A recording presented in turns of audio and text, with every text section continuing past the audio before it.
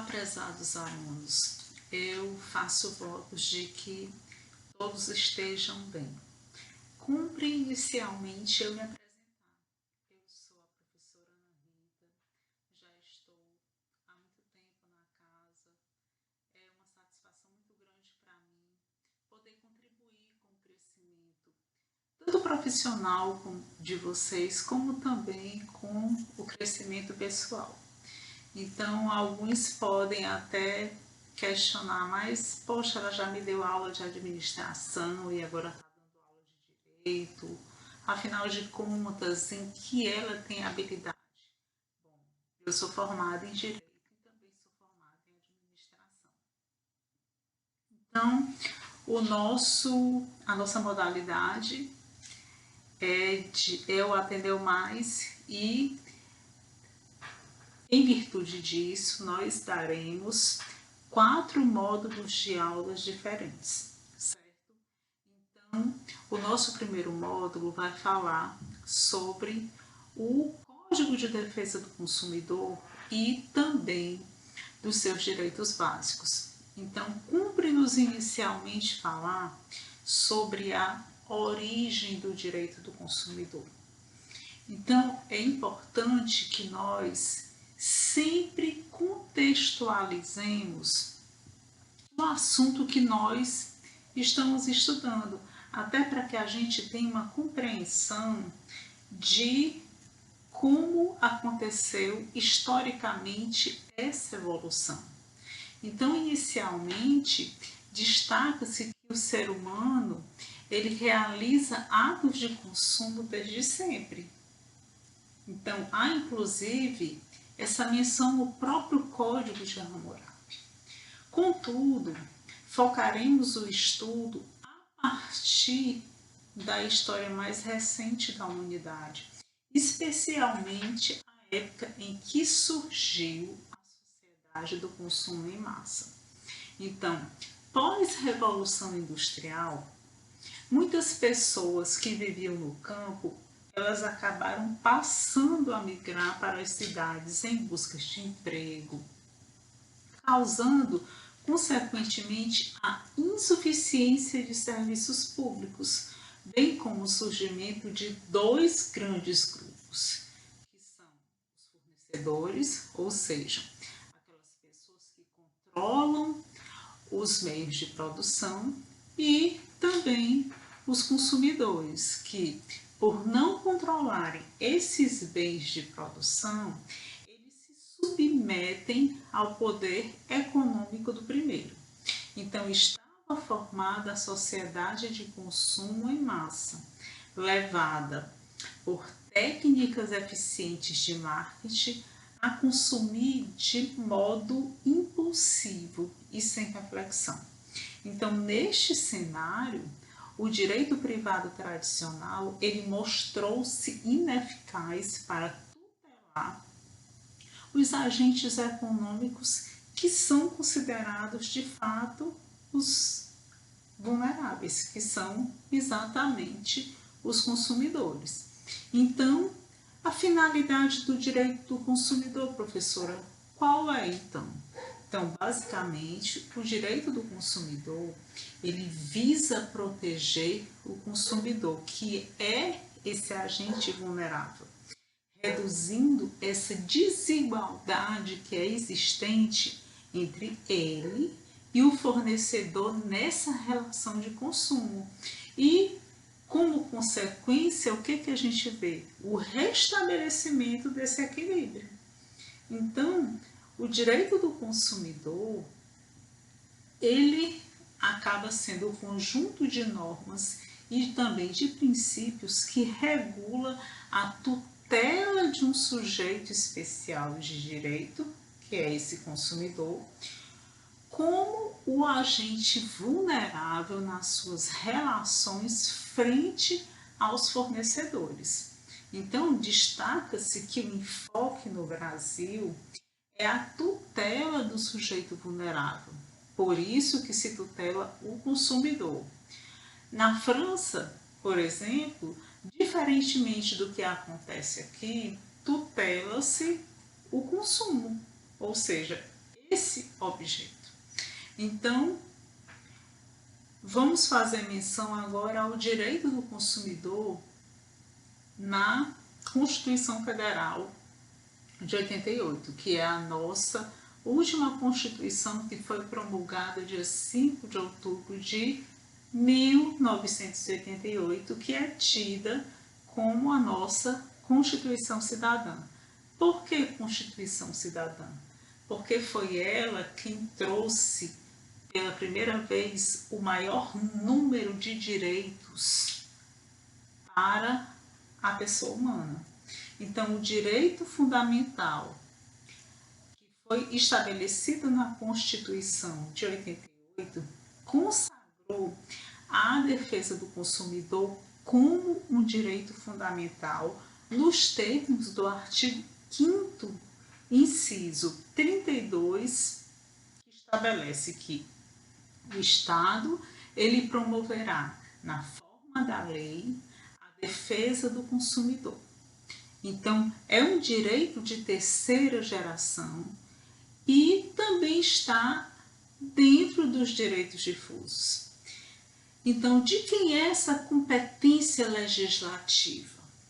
Então, de acordo com o que está estabelecido no artigo 24 da Constituição Federal, a competência para legislar sobre produção e também sobre consumo, bem como responsabilidade por danos ao consumidor, é concorrente entre a União, os Estados e o Distrito Federal.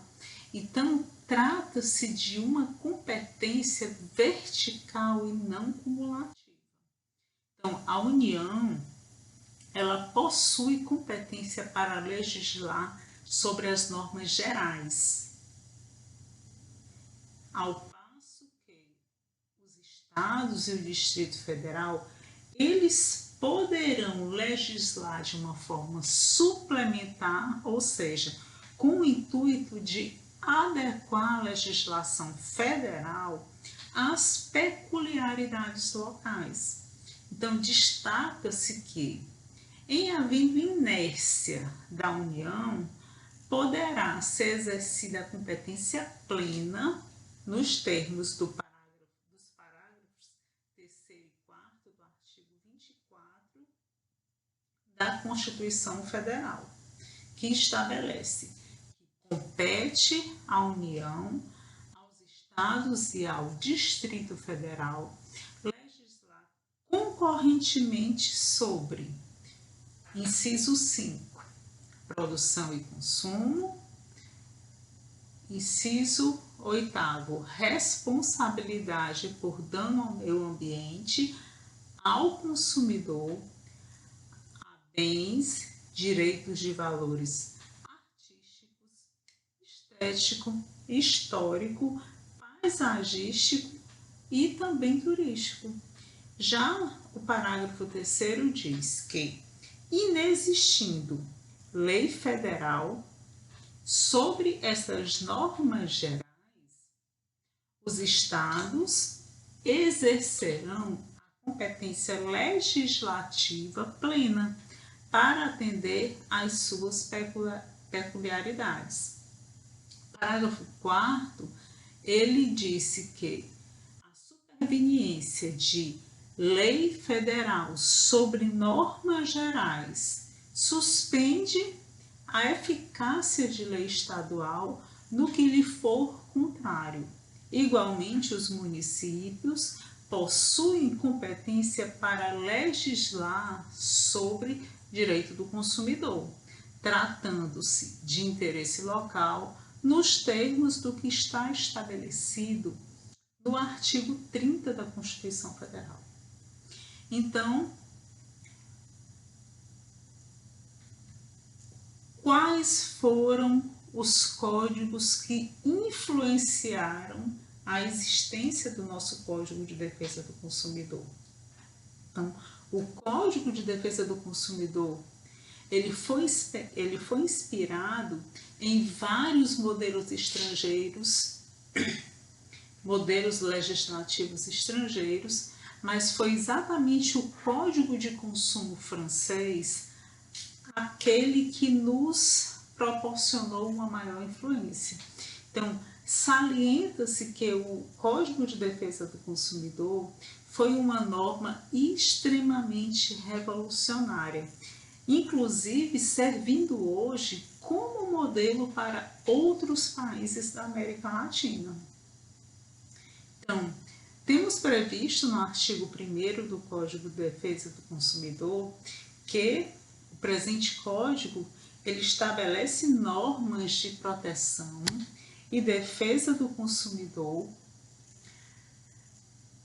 e são normas de ordem pública e interesse social, nos termos do artigo 5º da Constituição, inciso 32 da Constituição, artigo 170, inciso 5º, da também Constituição Federal, e artigo 48 de suas disposições transitórias. Professora, é para eu decorar isso? Não, isso tudo é importante para que nós saibamos, inclusive para que possamos também fundamentar as nossas questões que são subjetivas e, na pior das hipóteses, nós termos embasamento teórico para justificar quaisquer tipos de conversa que estejamos tendo com um grupo de amigos, né?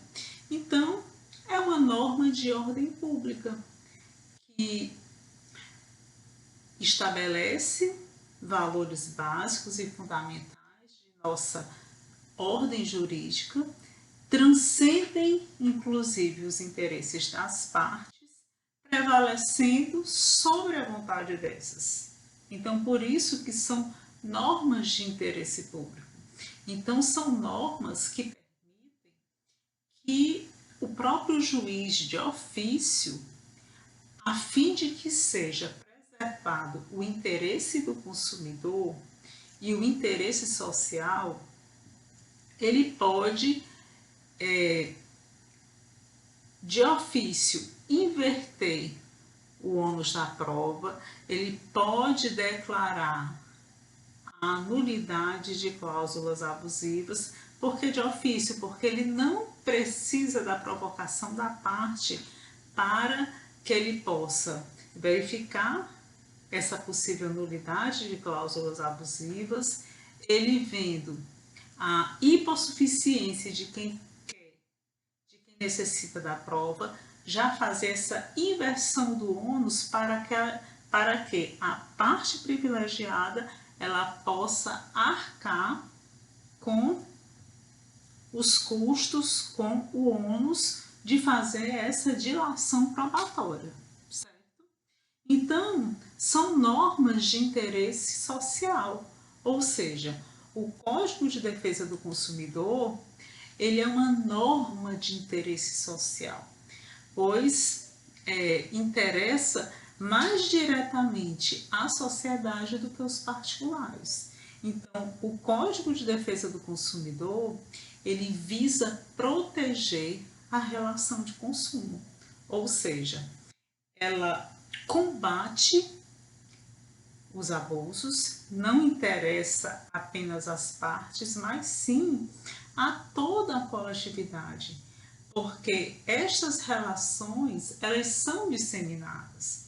Então, o artigo 4º do Código de Defesa do Consumidor, ele é considerado uma norma narrativa, pois traz os objetivos e os principais princípios da relação de consumo, não se limitando a estabelecer somente um programa.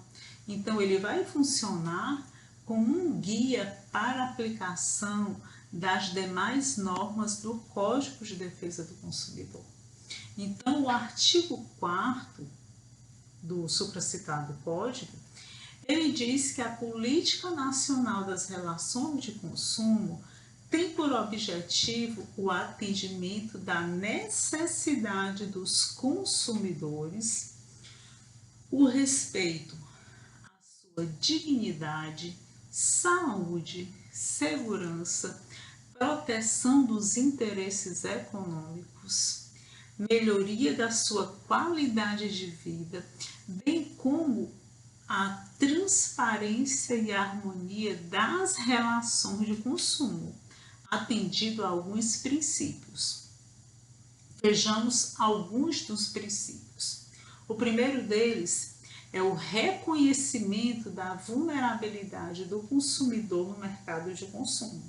Ou seja, o consumidor é a parte hipossuficiente da relação, é aquela pessoa que não tem conhecimento técnico suficiente para saber se existia um defeito, existia um vício, que são situações que nós veremos nas próximas aulas. Então, ele é tido como a parte vulnerável nessa relação. Então, outro princípio é a ação governamental no sentido de proteger efetivamente o consumidor. O terceiro é a harmonização dos interesses dos participantes das relações de consumo e também da compatibilização da proteção do consumidor com a necessidade do desenvolvimento, tanto econômico como tecnológico também, de modo a viabilizar os princípios na quais se fundam a ordem econômica que está prevista no artigo 170 da Constituição Federal. E também, diga-se de passagem, sempre com base no princípio da boa-fé e equilíbrio nas relações entre consumidores e também fornecedores. Outro princípio é que prevê a educação e a informação de fornecedores e consumidores quanto aos seus direitos e deveres, com vistas a quê? A melhoria do mercado de consumo, quanto também ao incentivo à criação pelos fornecedores de meios que são suficientes e também eficientes de controle de qualidade e também de segurança de produtos e também serviços, assim como também a criação de mecanismos alternativos de solução de conflitos que versem sobre consumo. Também temos que a previsão da coibição e repressão eficiente e utilização indevida de inventos, de criações, de marcas e nomes comerciais, signos distintivos que possam causar prejuízo aos consumidores. Então, é também proibido, inclusive, em relação aos abusos praticados no mercado de consumo, inclusive a concorrência desleal e, como já falei também, a utilização de uma forma indevida das criações, das marcas, dos nomes comerciais, dos signos distintivos, para que possam causar quaisquer tipo de prejuízo aos consumidores. Também a racionalização e a melhoria dos serviços públicos e, por fim, estudo constante das modificações do mercado de consumo. Então, estes são alguns princípios que foram elencados na própria legislação.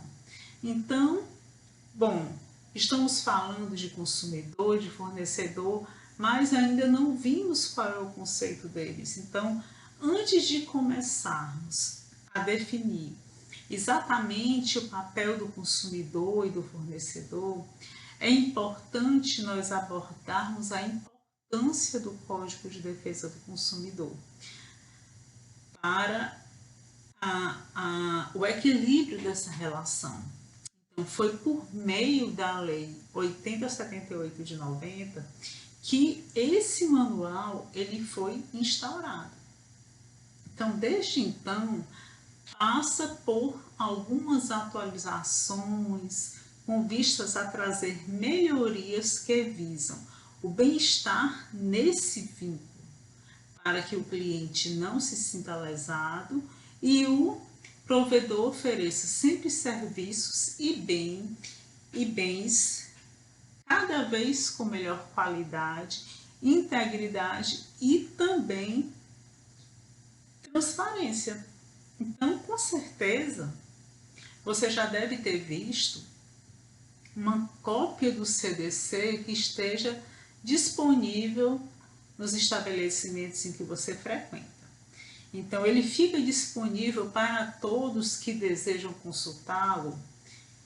E isso foi um fato que foi trazido por uma lei que surgiu recentemente, em 2010. Então, nesse conjunto de decretos, os consumidores eles podem esclarecer todos os pontos que são fundamentais à transação e também os fornecedores se informar de como agir conforme esses aspectos.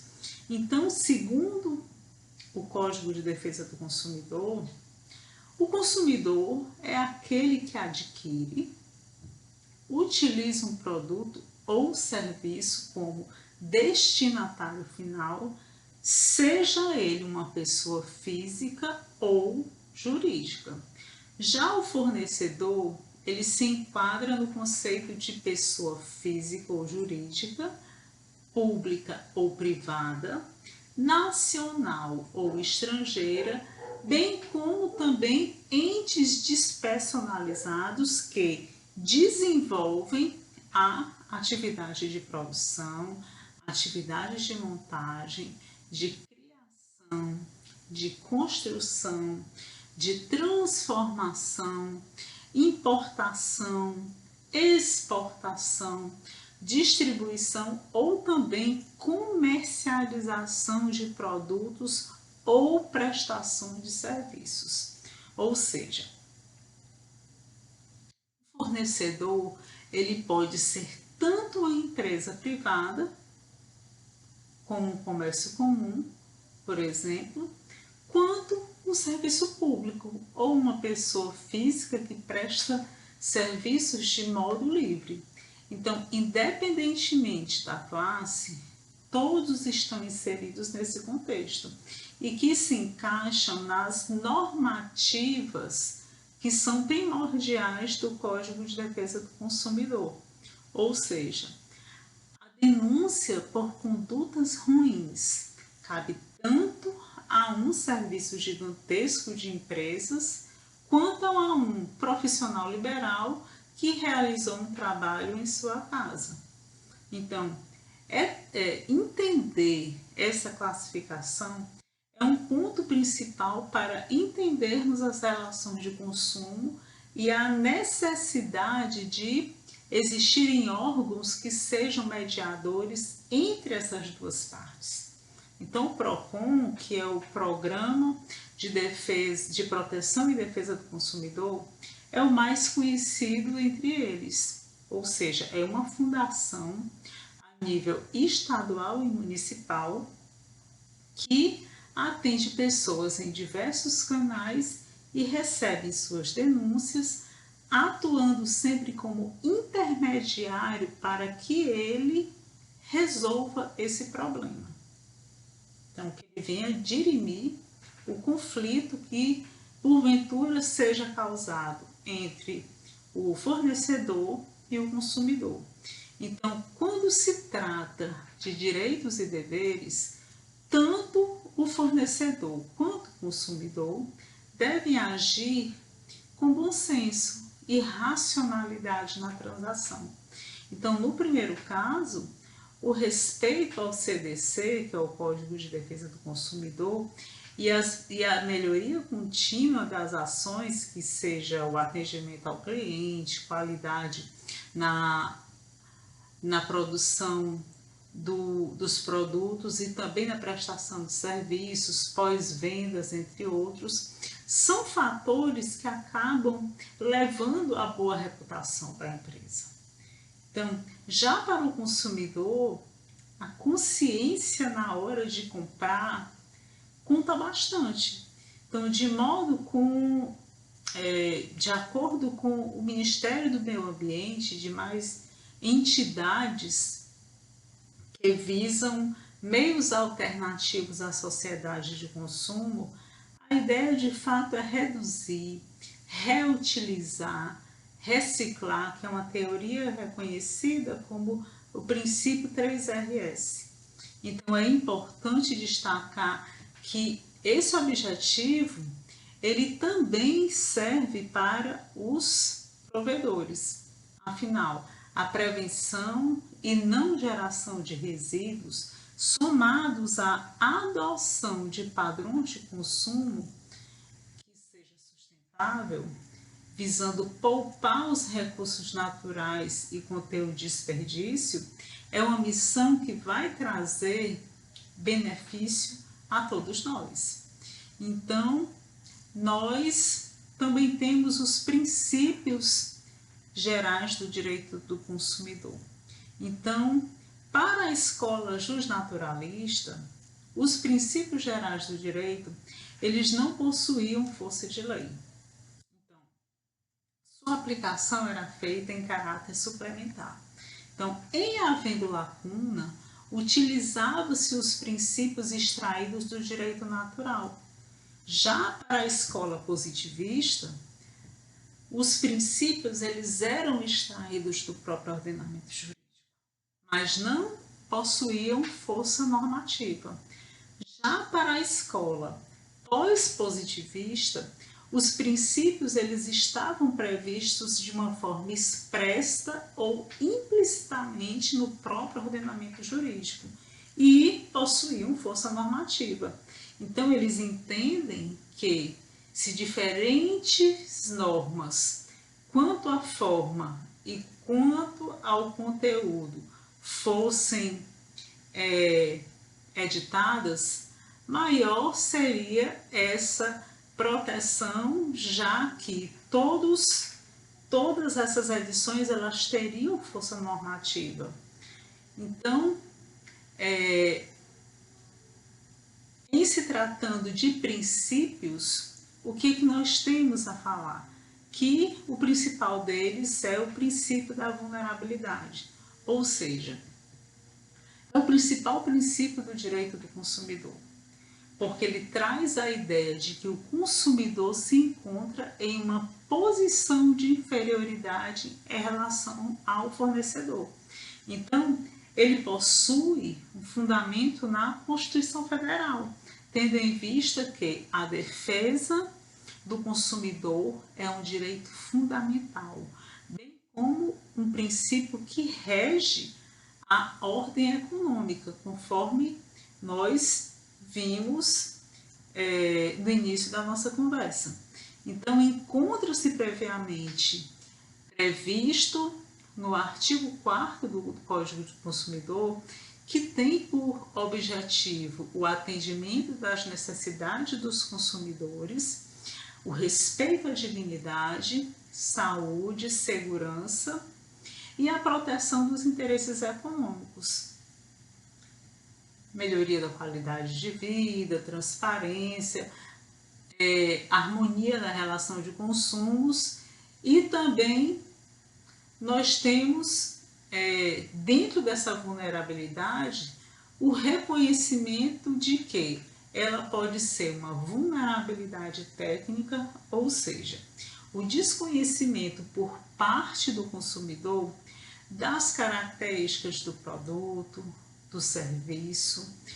Então, desta forma, A vulnerabilidade ela decorre da não participação do consumidor na produção do bem.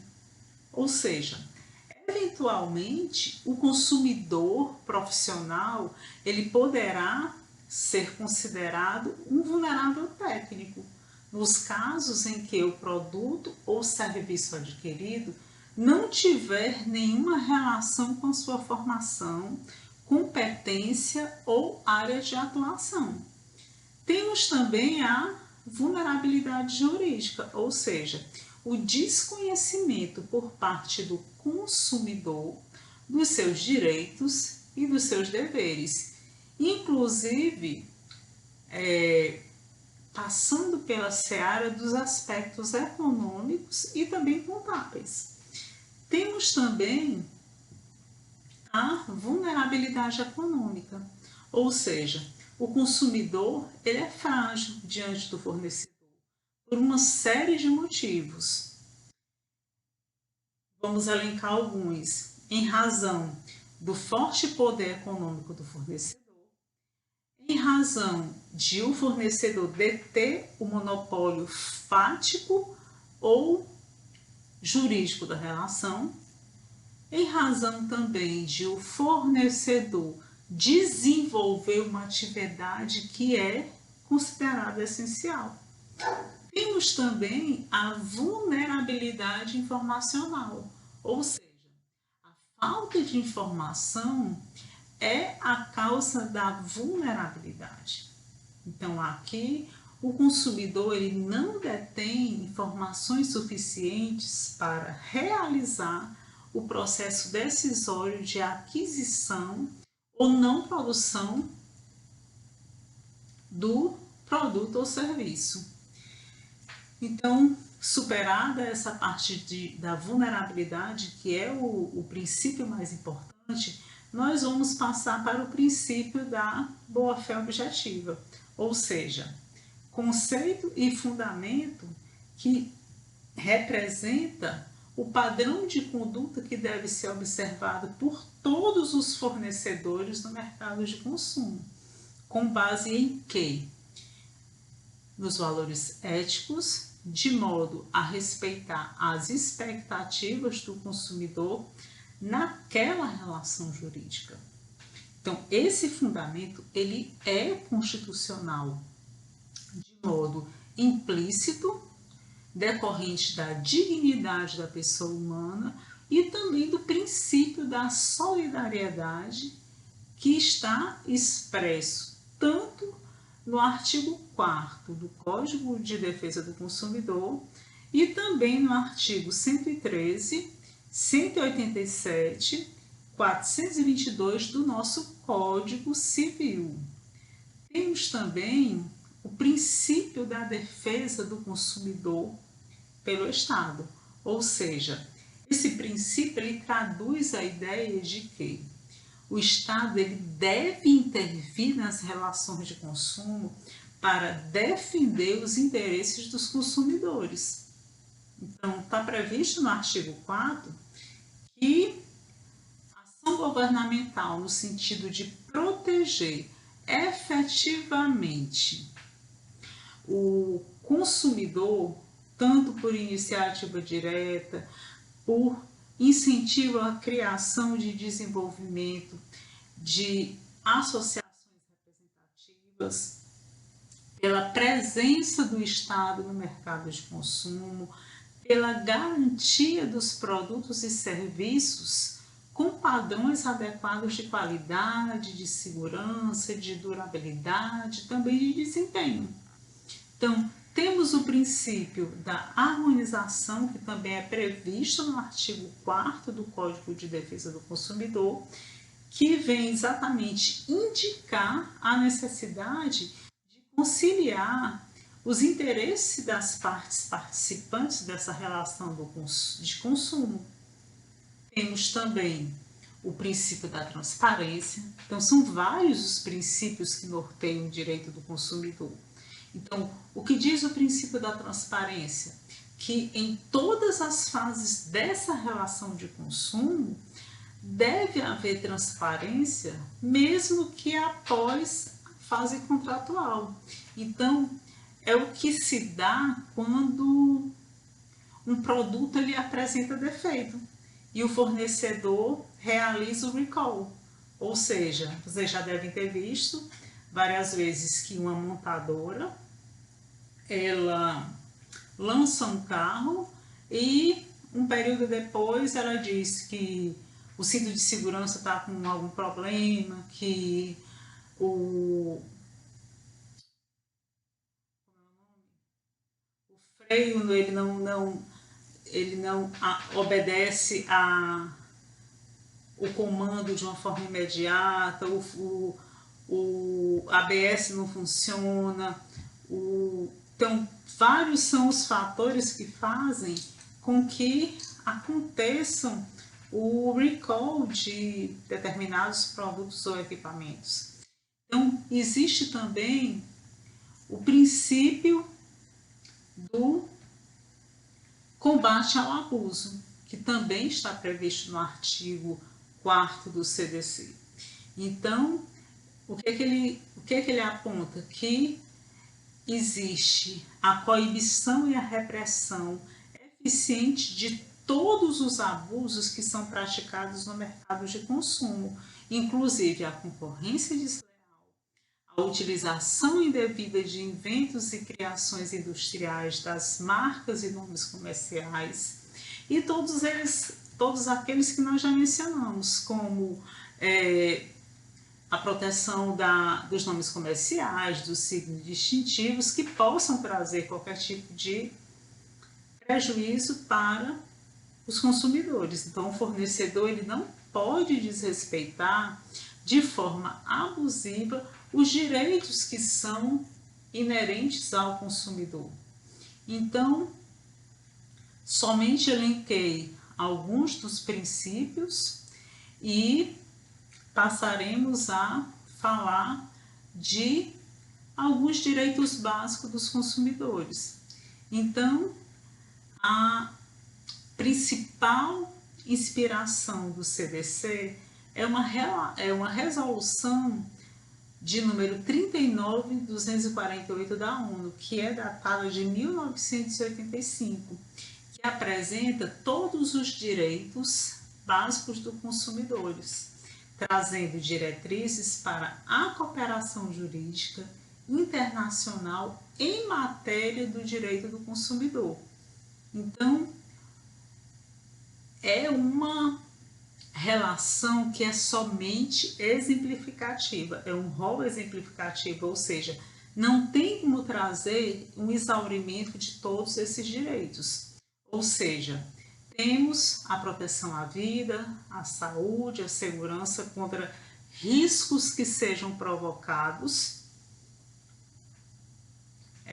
por parte do fornecimento de produtos ou serviços considerados nocivos ou perigosos, a educação e divulgação sobre o consumo adequado dos produtos e serviços, assegurando a liberdade de escolha nas contratações, a informação adequada e clara sobre as sobre os diferentes produtos e serviços com especificação correta sobre quantidade, características, composição, qualidade, tributos que sejam incidentes, bem como os riscos que eles possam apresentar. Então, temos também o direito à informação, ou seja, informação sobre o bem de consumo, que deve ser adequada e também clara. Então, a ofensa a esse direito vem sendo admitida como uma razão para, inclusive, condenação por dano moral. Então, o direito à informação, ele visa assegurar o consumidor para uma escolha consciente, permitindo que as expectativas em relação em relação ao serviço, elas sejam de fato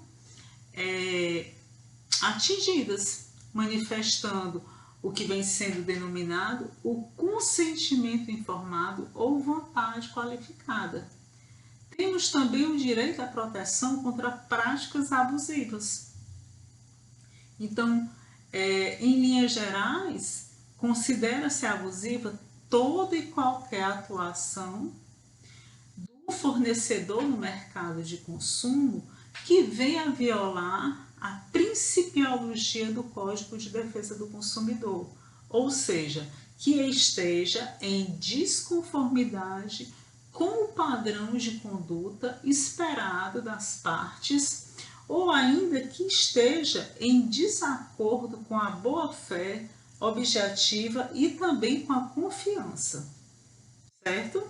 Então, temos também direito à modificação e revisão das cláusulas contratuais que sejam abusivas, ou seja, a intenção maior é de assegurar o equilíbrio econômico na relação contratual. Então, o Código de Defesa do Consumidor, ele inovou ao prever o dirigismo contratual, autorizando o Estado a intervir na economia interna do contrato, quando identificar esse desequilíbrio econômico e financeiro nessa relação contratual. Então, assim, o consumidor ele terá o direito de modificar o contrato sempre que houver prestação desproporcional, certo? Então, também temos como direito a efetiva prevenção e reparação dos danos morais e patrimoniais, individuais, coletivos ou também difusos.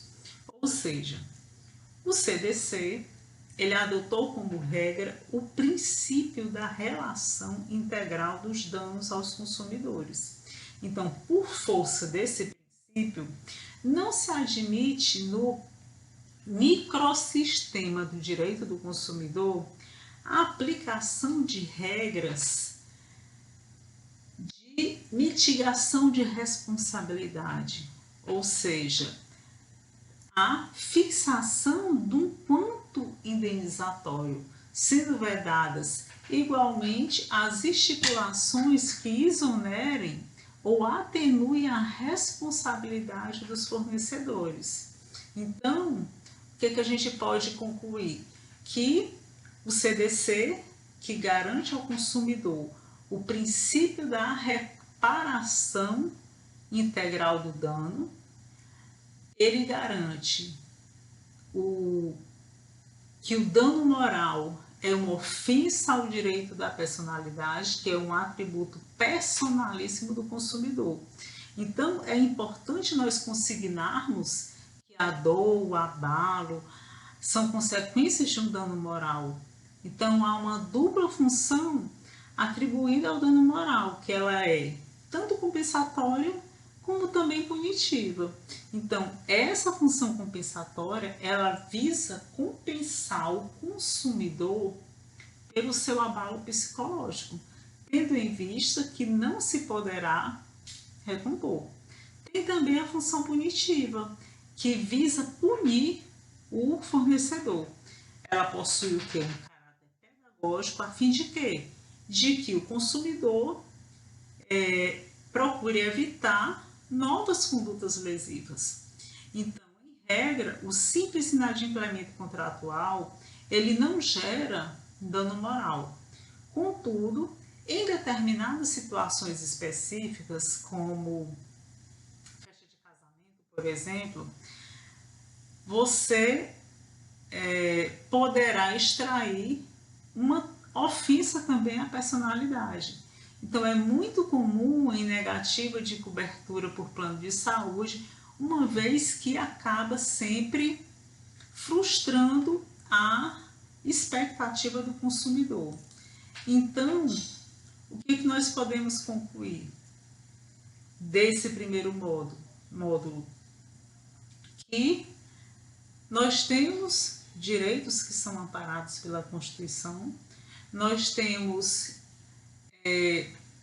uma Constituição que de fato zela pela integridade da nossa dignidade, do nosso consumo, resguarda também um equilíbrio entre nós consumidores, que somos as partes vulneráveis da relação, e garante também que nós sejamos ressarcidos por quaisquer eventualidades que nos tragam prejuízo. Então, gente, esse é o conteúdo que está previsto no módulo 1 do nosso programa. Então, próxima aula nós iremos dar continuidade ao módulo 2, tendo em vista que no programa Ateneu Mais, cada módulo é uma aula diferente, diferentemente de outros programas que trazem 2 módulos por cada aula. É importante também que eu venha enfatizar que a aula e a leitura do e-book, gente, não é suficiente para que nós nos tornemos grandes profissionais.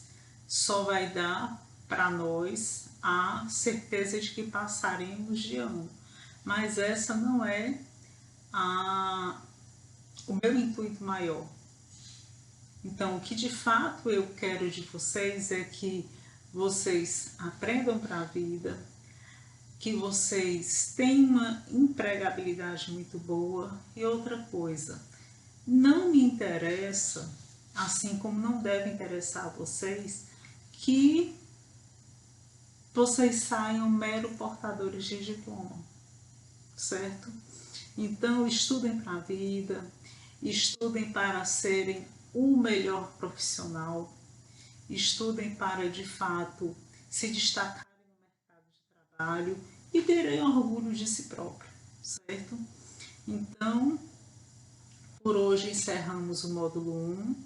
Eu espero que todos estejam presentes na apresentação do nosso módulo 2.